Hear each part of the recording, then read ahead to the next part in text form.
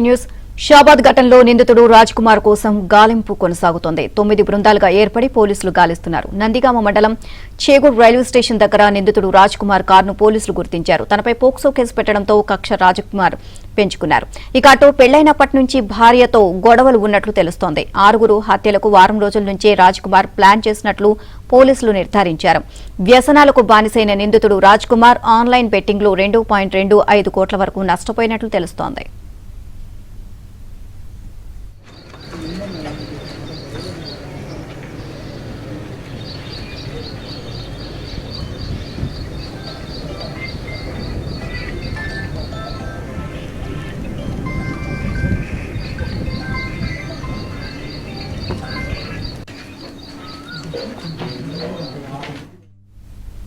ఇదే అంశానికి సంబంధించి మరిన్ని అప్డేట్స్ మా కరెస్పాండెంట్ మణికంఠని అడిగి తెలుసుకుందాం. మణికంఠ, రాజ్ కుమార్ అంటే నిందితుడు రాజ్ కుమార్ కి సంబంధించి పోలీసులు ఇంకా ఏమేం తెలుసుకున్నారు?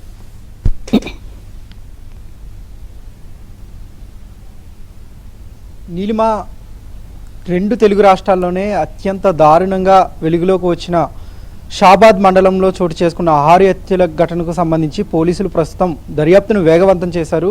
అయితే ఈ కేసులో ప్రధాన నిందితుడిగా ఉన్న రాజ్ కుమార్ కోసం పోలీసులు 9 బృందాలుగా ఏర్పడి అతని ఆచూకీ కోసం గాలిస్తూ ఉన్నారు. నిన్న అర్ధరాత్రి 11 గంటల 50 నిమిషాల సమయంలో మొబైల్ ఫోన్ స్విచ్ ఆఫ్ చేసి అనంతరం హత్యలు చేసి పరారయ్యాడు. చివరిసారిగా రంగారెడ్డి జిల్లాలోనే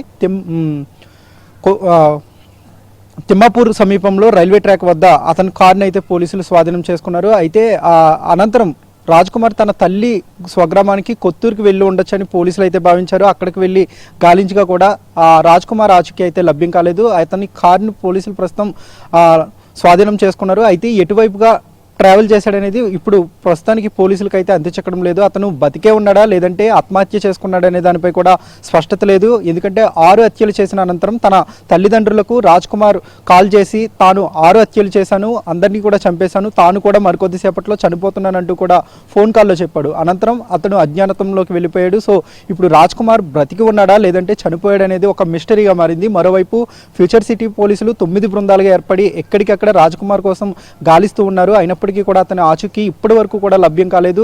అసలు రాజ్ కుమార్ ఎక్కడికి వెళ్ళాడనేది ఇప్పుడు ఒక క్వశ్చన్ మార్క్ అయితే మారింది. అయితే పోలీసులు ఈ కేసుకు సంబంధించి పూర్తి స్థాయిలో దర్యాప్తును వేగవంతం చేశారని చెప్పుకోవచ్చు. ఎందుకంటే ఒకే వ్యక్తి 6 హత్యలు, అది కూడా దాదాపుగా 50 నిమిషాల వ్యవధిలోనే చేశాడు. అత్యంత కిరాతకంగా చంపేశాడు. కాబట్టి అసలు ఈ హత్యల వెనుక అసలు కారణాలు ఏంటనే దానిపై కూడా ఫోకస్ చేశారు. ప్రస్తుతం ఇందులో భాగంగానే కొన్ని విషయాలు కూడా వెలుగులోకి వచ్చాయి. 2018వ సంవత్సరంలో రాజ్ కుమార్ అలాగే సరిత కూడా ఇద్దరు ప్రేమ వివాహం చేసుకున్నారు. ఆ సమయంలోనే వాళ్ళిద్దరికీ కూడా 4 ఏళ్ల అబ్బాయితో పాటు 2 ఏళ్ల అబ్బాయి దైవిక్షిత్ కూడా ఉన్నారు. సో పెళ్ళైన 2018 నుంచి 2020 వరకు కూడా రాజ్ కుమార్ డ్రైవర్గా పనిచేశాడు. ఒక వెహికల్కి ఒక యజమాని దగ్గర ఉంటూ కూడా డ్రైవర్గా పనిచేశాడు. ఆ తర్వాత అతను విపరీతంగా మద్యానికి బానిసయ్యాడు. వీటితో పాటుగా జల్సాలకు కూడా అలవాటు పడ్డాడు. ఈ క్రమంలోనే ఆన్లైన్ బెట్టింగ్కి అలవాటు పడి దాదాపుగా 2,50,00,000 రూపాయలు పెట్టుబడిగా పెట్టి ఆన్లైన్ బెట్టింగ్లో పెట్టుబడిగా పెట్టి అదంతా కూడా నష్టాన్ని చూశాడు. దాంతో పలుసార్లు ఆత్మహత్యత్నానికి కూడా